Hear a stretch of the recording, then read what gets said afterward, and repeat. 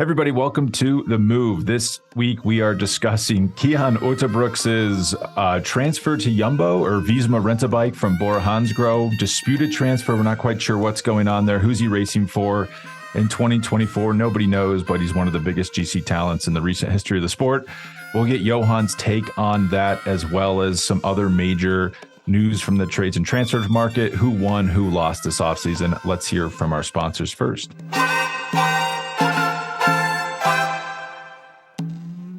I hope you're enjoying this edition of The Move with Johan and Spencer.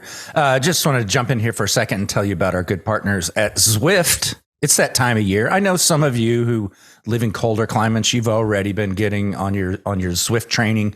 If you don't already have a trainer where you can log on to the Zwift app and have some fun, you can purchase one. The Zwift Smart Trainer, the Zwift Hub, is now a better value than ever at $5.99. Not only do you get a smart trainer with pre-installed cassette of your choice, a no-fuss setup, and you get 1 year of the Zwift app included in that when you enter this code. Jot this down, all right?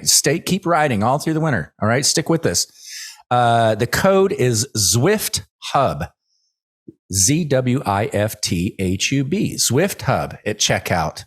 There's more to do on Zwift than ever before, including the return of We Do Wednesday and Suffer Sunday. Head to Zwift.com, grab your Zwift Hub, and don't forget that code Zwift Hub for free shipping. Today's show is also brought to you by OneSkin. I am using everything in their lineup now, and it's helped. I know I'm not the prettiest canvas out there for promoting their product, but I can tell you it has improved. Even this face. My wife will even tell you so. She started using OneSkin after I started using it. How often does that happen in a marriage where the wife starts using a product for their skin because her husband had it and she liked it? That has happened. And what's cool about it is the PhDs that formulated this tested over 1,000 different peptides and found one that can literally reverse the aging of your skin.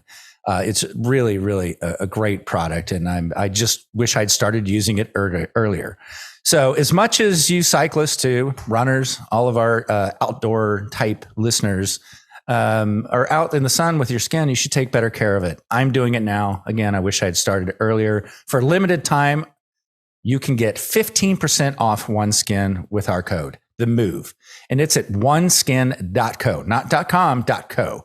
Again, use the code The Move at oneskin.co. All right, let's get into it. Johan, what is going on with this Uijtdebroeks transfer? This is one of the strangest things I've seen in cycling in recent years, where I think there were rumblings that he was going to a team that wasn't Bora. It seemed like at the Vuelta, he wasn't happy with the relationship with Alexander Vlasov. I guess there was a bike issue, an equipment issue at Chrono Nations time trial, whatever that. I'm not even really familiar with that event that much. It seems like kind of a weird end of year time trial event, but people take it seriously. He wasn't happy. And then I thought, yeah, he's going to maybe move teams next year. No, this weekend it's announced he's actually going to Visma. Major coup by Richard Pluga. I mean, to think that they traded a 34-year-old Primož Roglič, essentially a trade for a 20-year-old GC superstar, not bad, probably for a fraction of the cost. But then it comes out, Bora says, no, we have no knowledge of this move. This doesn't happen. This hasn't happened. He's still under contract with us through next year. And then now they're allegedly asking for €1 million to release him. What is going on here, Johan? Where's he racing next year? We already touched on it in our first transfer show when I think I said, I was surprised to see the lack of determination in Ralph Dank's comments about Cian Uijtdebroeks. He said, he has a contract, but for the moment, we don't know what's going to happen. So obviously, he must already have known that there was something going on. To me, it's clear that, first of all, Uijtdebroeks has developed probably a bit faster than he thought. Combine that with, as you said, his unhappiness during the Vuelta and the difficult collaboration with Vlasov. I think the complaints about the time trial bikes were just a continuation of his frustration, and probably also fit into his intentions already to leave the team. Because if you have a young rider on a team like Bora, who starts to complain, he already knows that's not going to get fixed. He's going to get out. Yeah. So I think here we have a situation where it's a very talented rider who sees, first of all, difficulties within the team of this year, that now on top of that Roglic comes. That's going to be the focus of the team. And so he goes down one step in the pecking order again. But the situation is as follows. It was surprising to see, literally 88 minutes after Jumbo-Visma announced, or Visma-Lease bike announced that new signing, out of the blue, basically, out of the blue, a new signing for the next 4 years. Cian Uijtdebroeks is with us. So a lot of things have happened behind the scenes. First of all, Uijtdebroeks his agent has sent a letter of resignation to his current employer, Bora-Hansgrohe, saying, okay, I consider my contract as terminated. And you can do that based on several things. But the most important and most common reason is that there is a severe fault from the other part. So we don't know if that's the case. What we do know is that he has a contract with Bora-Hansgrohe for 2024. Bora-Hansgrohe made that very clear. And we also know that in cycling, in professional cycling, in order for a transfer of a rider with an existing contract to be possible, there needs to be an agreement between the three parties: the old team, the new team, and the UCI. But those are sporting rules. Now, if you go to civil law, and let's not forget, little detail, both of Cian Uijtdebroeks' parents are lawyers. So he has a good support there. So obviously, when he started this whole process, he knows very well what's going to happen. I think at this point, what's really going to happen is, no matter what Bora-Hansgrohe or Ralph Denk says or wants, in my opinion, Cian Uijtdebroeks is going to ride for Jumbo-Visma next year. There's no doubt about that, because also, who wants to have a rider who, in my opinion, is getting more and more expensive, unhappy on a team? It's obviously going to be contagious for the atmosphere, and nobody's gonna win with this. But I read an article today about this by Belgian journalist Jonas in Knack magazine, who explains it very, very well. He spoke with different specialists, both on sports law and normal law, and it's very clear. Cian Uijtdebroeks is a Belgian citizen, lives in Belgium, and what primes here is Belgian civil law. Any employee can terminate a contract with his employer under certain circumstances. In the worst case, here in the case of Cian Uijtdebroeks, you have to pay the remainder of the contract. In this case, it would be 13 months of salary, because Uijtdebroeks communicated that he considers his contract finished the 1st of December. So 13 months of salary. He's probably not on a huge contract. Some say 150, some say 200,000. So let's say, for 200,000 euros, he could be free. Do you really think he's only on that amount of money? Well, he signed a 3-year contract as a new professional. Yes, he was a talent, but, yeah, big talents don't sign huge contracts. Yeah. And so, I think that was obviously also one of the things that came into the game. He has developed. He was top 10 in the Grand Tour this year in his 20 years old. So obviously he wants more money next year. Now, is Bora-Hansgrohe able to fulfill his wishes with all the money they have spent on Roglic? Probably not. So they probably increase his salary, but not to his value on the market.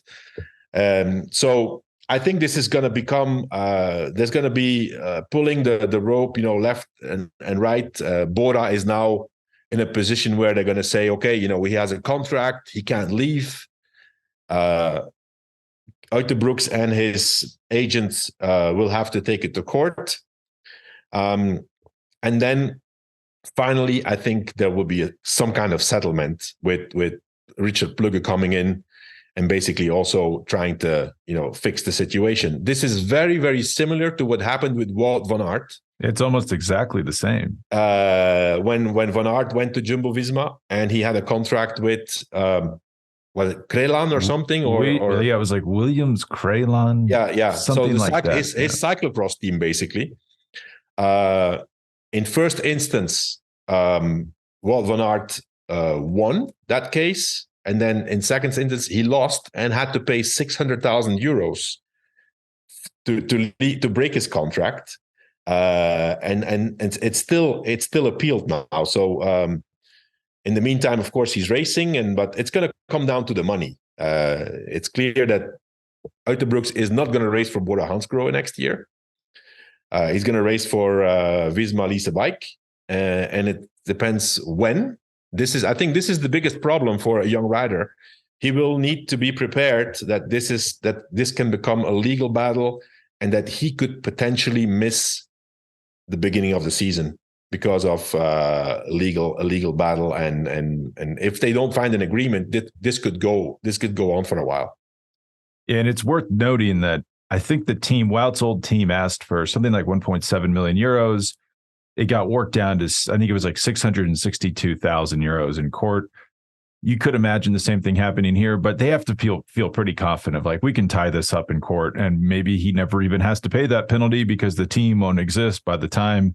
What happens when Wout finally pays that? Does he just cut a personal check to Nick Noyens, the owner of the team that no longer exists? I think so, yeah. It's going to be to the manager, the owner of the team. Whether the team still exists or not, that doesn't really matter. In this case here, I think it's better for Uijtdebroeks. His salary is probably not that big. But yeah, I mean, I think one thing that people need to understand is that, the UCI will say there's no way. If Bora doesn't agree, this rider is not allowed to change teams. Yeah. Then the normal law is going to come into game and will show that the UCI rules mean nothing. Yeah. So this is the UCI trying to control whatever and whoever is under their umbrella. And there will be threats and there will be pressure. And most likely, if there's not an agreement, Jumbo-Visma will probably have to pay a fine if Bora and their legal team can prove that there has been contact and negotiations before the 1st of December, which obviously has happened, because there's no way Uijtdebroeks would send a letter to his current employer saying, I consider my contract terminated, if he doesn't have an alternative and everything's signed already. So this has been going on for a while, right? So in that case, I think right now what Bora will do, if they're smart, and they are smart, they will fight till the end, not to keep the rider, but to get the maximum of money. So they could get a decent amount from Uijtdebroeks, and they will probably get also a decent amount from Richard Plugge to basically stop the legal proceedings and make it a smoother transition. It's not the worst outcome, because it's been clear for a while. It's just not going to work with Uijtdebroeks and Bora. He just wants to be gone. It's unclear to me why he thinks so. If he had a problem with Vlasov, how is that going to work with Sepp Kuss and Jonas? Like, those guys are pretty good. Jonas Vingegaard, Sepp Kuss, Wout van Aert. I don't think he's going to be like the shining star at any Grand Tour on Visma. No, not yet. No, but he could be in the Giro. But that's it. But okay. But let's say he goes to the Giro as the GC leader, which could happen. How's he going to feel when Wout van Aert is like, actually, I came to the Giro just to do whatever the F I want, and maybe I want to go for GC. Maybe I want to win 20 out of 21 stages. No. Like, don't you think I feel like that could get annoying if you're there and like, I'm trying to develop as a GC rider. Yeah. But maybe he's just getting paid more and it doesn't matter. I'm honestly also surprised that he picks Jumbo-Visma. I would have thought that for him personally, Ineos was a better choice in terms of opportunities. But, it's a big team. It's a big calendar. The guy believes in himself. And he obviously, Jumbo-Visma, or what was Jumbo-Visma, Team Plugge, is today the reference, the benchmark for everybody.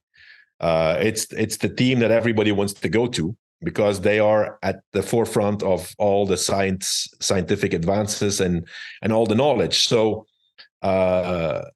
from that aspect, I can see why Uijtdebroeks makes that choice, because he is very known to be very on top of every single detail already from a very young age. So this is a dream come true for him to be on that team. And then my next question is, you're right. Like, there are, in theory, levers the UCI can pull. Like, let's say there's 19 teams going for 18 World Tour slots, and they say, well, you actually violated our transfer code. Because if you read the UCI rule book, they have to, if you injure contract early, even if you buy it out, even if the team lets you go, the UCI has to approve it. If they say like, well, Visma, this is the third time you've done this, we're dinging you, you're not getting a World Tour license. We know in reality that's not going to happen, but it's not going to happen. What's going to happen? Will teams, because let's pretend we run a pro team, the Move pro cycling team. So, okay, we can sign Chris Froome to a 5-year, $5 million per year contract. If he's not good, we're stuck with it and we're upset, like Sylvan Adams is.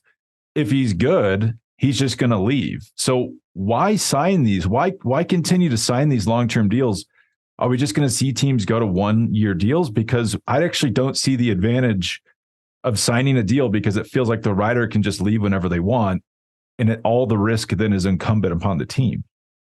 Well, it's not leaving whenever you want. I mean, let's you can, like, in the case, let's say Froome has an amazing season, and if he wants to leave, he would still need to pay the remainder of his contract. It's for lower salary riders who all of a sudden develop. Yeah. It's easier, but for big riders, it's not that easy to leave, because there's a lot of money.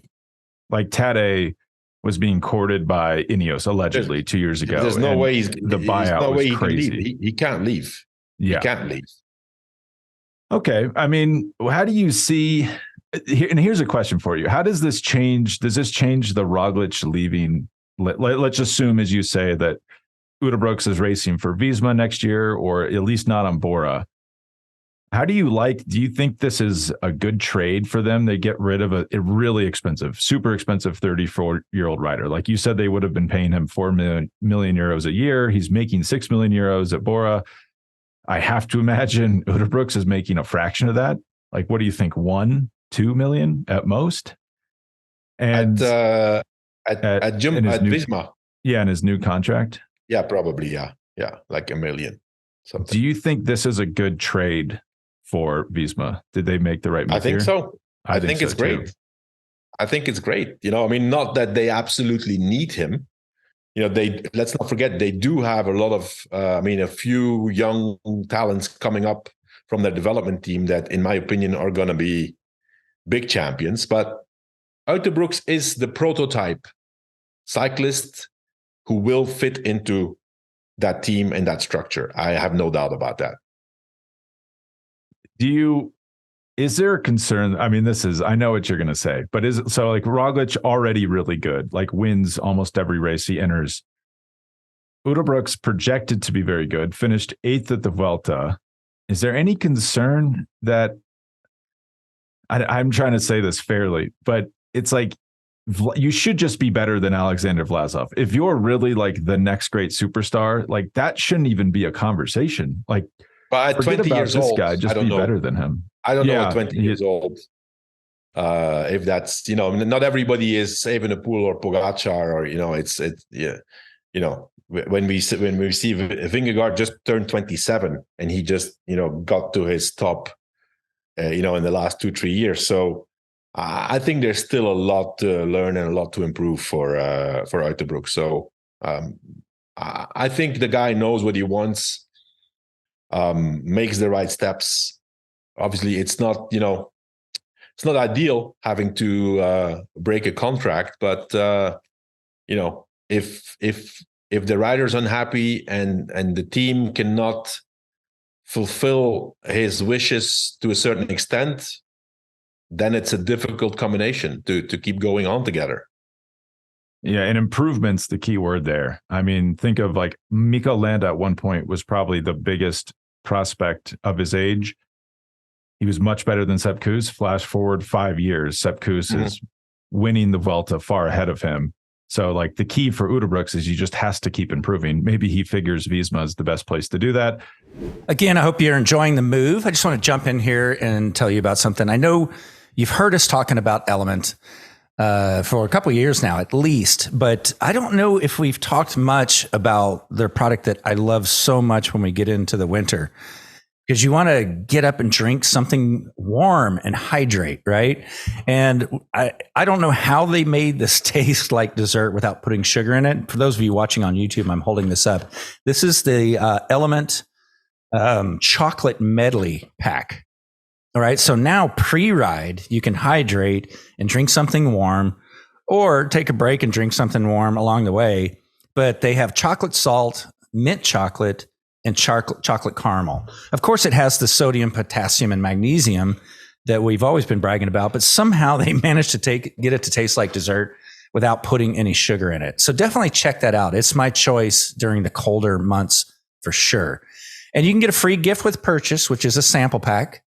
Just all you need to do is go to Drink LMNT. All right. It's Element, but it's drinklmnt.com/themove. Today's show is also brought to you by Athletic Greens, or better known simply and identifiable now in seconds is just AG1.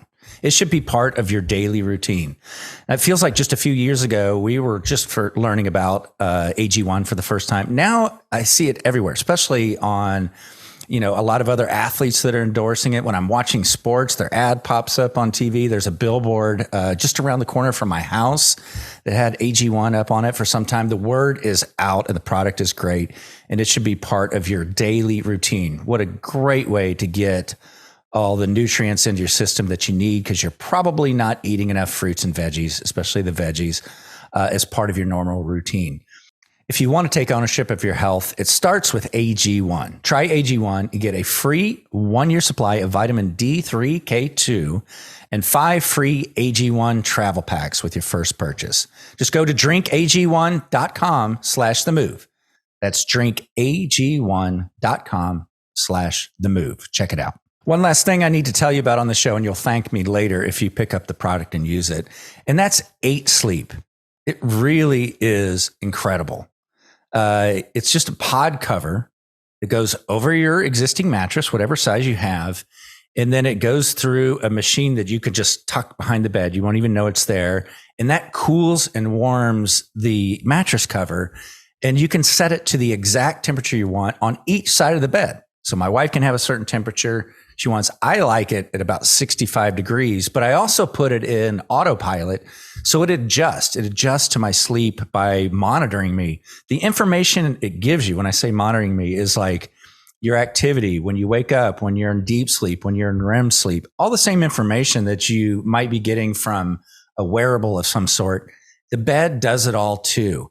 And a really unique way to wake yourself up with the 8 Sleep pod cover is you can do one of two things. You can just have it slowly raise the temperature up until you wake up, or it does a small light vibration that can wake you up. Really, really cool technology. And the sleeping at a lower temperature will definitely improve your sleep. I read that 65 degrees is optimal, and that's I set as my baseline, and it's been incredible. Go to 8sleep.com/themove and save $150 on the pod cover. Stay cool with 8 Sleep, now shipping within the US, Canada, the UK, and select countries in the EU and Australia. To kind of transfer into the second part of our show, where we focus more on the teams, outside of this, how do you view Visma's offseason so far? I think they've brought in some really big talents, like Matteo Jorgensen would obviously be the biggest name. But behind him, they have a lot of like young, particularly Norwegian riders, and then a big Dutch young star. Like, do you think they've kind of upgraded over the offseason, even though technically they lose?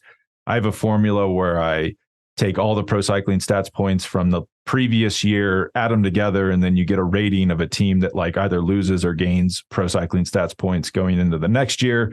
They've lost points, but it's really because they've brought on young riders who haven't been able to gain them yet and gotten rid of older riders. Second year they've done this, second offseason they've done this in a row. I think it's been a pretty good offseason for them. I think they're stronger. I mean, obviously, listen, you can't replace Roglic, right? Roglic is one of the top 3 riders in the world, top 3, top 4 riders. So it's logical they're going to lose a lot of points. But I think they've seen that Primoz was at his maximum. I think that's logical. And yeah, I mean, I think they did a great job with Jorgensen, with Ben Toulet, with, of course, now with Uijtdebroeks. That's a game changer, in my opinion. But yeah, I mean, I think they did a really good job, and you know what? It's not that difficult for at this point for Richard Plugge to get good riders, because everybody wants to go to Jumbo-Visma. Everybody wants to go there. So you're in a position that riders actually will come for less money. That's what I heard. Ian Boswell said that on the cycling podcast, that guys go there for less money than they could make at Ineos, for example. Yeah, for sure. Yeah, and I mean, they're credit to them. Credit to them to they've built up a program that now, they're the popular guys, and everybody wants to be part of that gang. Yeah, and it's kind of ruthless, I guess, would be one way to put it, but Plugge's done a really good job he just loses these kind of stalwarts of the team. Like, think of Primoz Roglic and Tom Dumoulin. You would have said 3 years ago, those are the 2 most important riders on that team. Like in 2020, when they were at the Tour, it was Wout, Primoz, Tom Dumoulin. 2 of those 3 are gone. And you would argue they're stronger than they were in 2020, because every year they just reload with these super talented, like this guy, Herstrand Hages, the Norwegian, and then Bart Lemon. Stone-emitted. And that's exactly what I said. And no, Hans, what's his name? Bertrand Hagenes, and that's one Norwegian, and then the other one is Stone-emitted. No, and they're both like, I mean, the fact that they're both really talented, 20 years old. Well, I think Johannes is 21, but the fact that they went to Visma over their own hometown team, Uno X, who I'm sure is paying, because they only hire Norwegian and Danish riders. Can you imagine the premium you can charge as a Norwegian and Danish rider on a team that only hires Norwegian and Danish riders? And then they went to Visma over that team. It speaks to how well the ship is run there. And then kind of the opposite of that, Ineos, who I think you said this, you started this rumor that they cut their budget going into this year. So while they maybe have the biggest budget in the sport, it is down a little bit. But this is the second offseason where they've ranked like the bottom team in pro cycling stats points in out ratio. What is going on there? And they lose their GM, Rod Ellingworth. They did kind of quietly hire a new one, John Allert, last week, but that seems to be not a great situation. There's, I don't know. I think we don't really know what's going on. I've heard rumors that Sir Jim Ratcliffe has taken a very close look at the ins and outs of the team, that he was unhappy with certain things. And then, I don't know if Ellingworth resigned or if he was fired. I don't know that. I did see that Steve Cummings got promoted to be the director of racing. Yeah, which I think that's pretty good. He's a guy who has a lot of knowledge and in my opinion is a really good people's manager. So there's stuff that needs to happen there. It's kind of strange to see that they went from being the number 1 team and being the popular team 3, 4, 5 years ago, and now all of a sudden they have difficulties even with money to get good guys on board. They do have this, let's not talk all negative about them. This young American talent, what's his name? AJ August, Andrew August, I think is how he's listed. August, okay. Like the month. Yeah. Super talent. I mean, your associate Axel Merck said I think the quote was like Remco but stronger. So pretty high praise. Yeah, well, I've seen. I think was it last year or 2 years ago. I've seen him win a cyclocross on the Koppenberg as a junior. I think first year junior. The Koppenberg cyclocross is super difficult. One of the hardest cyclocross races in Belgium. He won that, and that's the first time I heard that name. I said, "Wow!" And since then, I think he was still 16 years old then. He was part of the USA Cycling cyclocross program that they went over to Belgium like for 2 or 3 months. But in the meantime, has developed to apparently a super powerful rider. And if Axel is right, and his track record with his team speaks for itself, I guess. I think there's more than 40 riders of his team went to the World Tour in the last 10 years. That must be a really good guy, good big talent. So it'll be interesting to follow him and see what he's able to do. I believe he's from the same town as Magnus Sheffield, who's another young talent on the same team on Ineos. So they clearly have a pipeline from upstate New York to that team. It's the rest of the world I'm concerned about. Like their highest profile signing is Tobias Foss. Good rider. I mean, won a world championship in a time trial, last year, 2 years ago, however we count years. But is Visma even going to notice he's gone? Well, I've heard, that's an interesting sign. I think actually Tobias Foss is a good signing for Ineos, because it's a guy, he's first of all very ambitious himself. He's I read an interview, he said, he's not afraid to be a helper, but he needs to have his own ambitions too. So I think on Jumbo-Visma that was becoming a bit of a problem.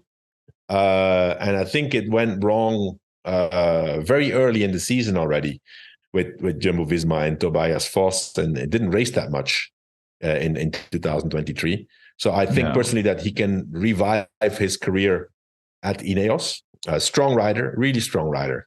But the head must be okay also, and apparently he felt like there was some stressful situations and some friction within Jumbo-Visma. So I think that's a good signing. Now, I've been surprised to see certain other riders leave. For example, Luke Plapp, very big talent, was still on a contract, if I'm not mistaken. Yeah, I think so. And leaves to Jayco, to his home country team. So that was a big surprise for me. And why that's significant to me is he was AJ August 2 years ago, 3 years ago, maybe. He was this like, wow, this guy's a superstar, so strong at 19 coming in. And then, I mean, he wasn't bad. I felt like he never found a role, just never clicked with the bigger picture of the team. And then now he's gone 2 years later to Jayco, which come to me 5 years ago and say someone just left Ineos mid-contract to go to Jayco, I wouldn't believe you. It would be impossible to believe. Not a great sign. And another bad sign, I hope this isn't too negative, but like Pavel Sivakov, like you want to talk about talented young riders, like he's gone, after not really accomplishing probably everything he wanted to with that team. Same thing with Theo Gegenhardt. Like they're getting good young riders. It's just then developing and retaining them. Like Theo Gegenhardt, they developed into a Grand Tour winner and then lose him. That's, and Steve Cummings, like the guy, I have so much respect for him as like director of racing. That's a great job for him. Like he knows racing so well. Do you think, are they not kind of getting the propeller heads that they got in previous years. Like think of Tim Carrison, just like ultimate nerd cycling training guru. Like, is that the type of maybe like intellectual talent they're not getting and Visma is getting? I mean, Visma has such an impressive staff of people just crunching numbers all the time. Like, I kind of wonder if that core of Ineos has kind of gone. Yeah, I don't know, actually. I don't know. What's clear is to me, it's very clear that the moment Dave Brailsford has stepped back and has been more in charge of other sporting projects of Radcliffe, things have changed at Ineos. And he's not coming back anytime soon. If you watch Manchester United this weekend, that he's got a big project on his hands. Like, he's not going to have any time to spend on cycling. No, I think and also, Brailsford has gotten the maximum of success in, until 3-4 years ago. I think it's a bigger challenge also to have a new project or different projects for him. And also, if he's in football, the money in football is not the same as in cycling. It's a completely different game. So he's obviously going to make more money there. Yeah, it is also, there's more money. It is very difficult. I mean, you see people just get chewed up. This is not a football podcast. People get chewed up in that sport, particularly people in Dave Brailsford's position, running the clubs. I wish him the most luck possible. But another team I want to touch on, UAE, really quiet offseason, really quiet. Like, how often are you thinking about UAE this offseason? I think that this has been a big offseason for them in terms of maybe coming back stronger at the Tour this year. And not surprising, Visma, Jumbo-Visma, whatever we call them now, but giving them a run for their money in terms of team strength. They get Pavel Sivakov, really talented rider, really strong rider from Ineos. Niels Pollitt, maybe physically the biggest rider in the Peloton. The guy is massive. But like that, in my opinion, that's the type of guy Tade's been missing. Those two guys. I mean, listen, if you have Sivakov and Niels Pollitt next to you in the Tour, man, that's a strong on the flat on the flat or middle mountain stages. That's like you catch no wind behind those two guys. That's like two huge bodyguards for Pogacar. I do think though that UAE, they did a really good job in that. It's not been spoken about a lot, but let's not forget they did set up their development team, UAE Generation Z. So a new team, development team with young talent. So I think that's obviously, it's a big job also to start that up. I know because one of the cyclists of the club where my son races, Junior, has signed for that team as an 18-year-old. He won the Spanish Cup in 2023, and he got a contract there at 18 years old. So I think they spend a lot of effort and energy and resources into setting up that development team, which is obviously the way to go. And they lose, you would say, strong riders like Matteo Trentin, Davide Formolo, Pascal Ackermann, George Bennett. But if you really just think about it as in terms of how do we win the Tour de France, and you work backwards from that, those guys are not. It just never seemed like they were on the same program. Yeah. So they've gotten rid of guys who can win in their own right, but maybe aren't crucial, as you'd say, to the Tour, and then added guys that can really help them. And then another team, if we're just thinking of the biggest stars in the sport, who's around them, Soudal-QuickStep still has Remco Evenepoel, did not go to Ineos as was reported by a few outlets as maybe a guarantee would happen. But on paper, they've had the second worst offseason in the World Tour, lost more points than they've brought in by a large margin. Well, but another one of these. You can say whatever you want about that team. They also say, they're not the same anymore. They win less races. And if you look at the final ranking of the teams, who's in third? Soudal-QuickStep, third best team in the world. It's not bad to have a bad season. It wasn't even a terrible. Yeah, it's not a bad season. And they lose good riders like Andrea Baggioli, Mauro Schmid, Fabio Jakobsen, Remy Cavagna, Ethan Vernon, Florian Seneschal, Davide Ballerina. You wouldn't want to lose those riders, all things being equal, but they bring in what I think is key, Mikel Landa. And I know a lot of people disagree with me on this because have we ever seen Mikel Landa really perform great work in the mountains? I guess back in his Sky days, maybe, but I think that's big for Remco, right? For the team to bring in. He is good. Whatever you think about Mikel Landa, he is very good. He might not have panned out like we thought he would. He's an elite climber, like on the hardest days. For Remco to have someone he did like an amazing. that He did a great Vuelta. Didn't he finish fourth in the Vuelta or fifth in the Vuelta? I think he almost got fourth. He did get fifth, but okay. I think he beat our golden boy Uijtdebroeks. Like he's really good. And I think he was. Well, I think the question. I mean, the question at Soudal-QuickStep is the following. And I think a lot has changed with this potential merger takeover, and then finally it didn't go through, and then it was basically okay. Let's get together whatever's left, right? The question I'm asking myself is, where will Remco Evenepoel race after next year? That's the big question. Probably not. And something tells me that it's not going to be Soudal-QuickStep, even if he has a contract. And I don't want to put words in people's mouths, but it sounds like the team owner doesn't want to pay him that. It wouldn't be maybe that upset if he left, because he's been pretty vocal about wanting to decrease the payroll. What's the best way to do that? Get rid of Remco, if he has a good year this year, he's going to make a lot of money in 2025. Well, he already makes a lot of money now. Right? That's not he's paid very well, But if let's say he won the Tour this year, he would be paid more than Tadej Pogacar, don't you think? Because he's Belgian. If he wins the Tour, then he's going to get up there, in that 5-6 million range. But he made 4 million last year. So it's not that bad. Yeah, he would probably argue his base is lower than most. Yeah, okay, but with bonuses included. Yeah. And then another guy, they get Luke Lamperti. You should talk about him on the Up and Comer show. Really, really talented young American. I think he could come in and probably contribute immediately. He's that good. And then Johnny Moscon's another weird one. I frankly forgot he was a professional rider last year. He was terrible.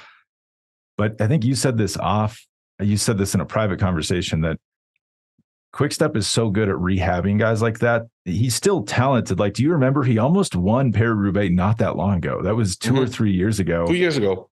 If they can rehab that guy, he could be a major asset for the team. Yeah.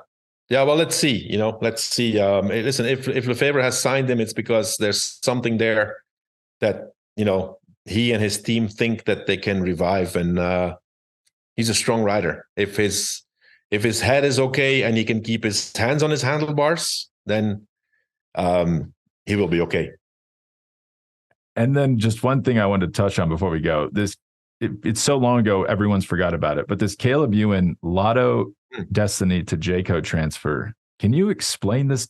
Yeah, he was mid-contract. It was a weird situation. The same thing. Unhappy team. It's not an unhappy, but obviously an unhappy rider, but more an unhappy team with a rider who has a contract. So here in this case, probably what happened is that, and on top of that, the general manager Stéphane Hulot manifested very, very vocally his unhappiness during the tour.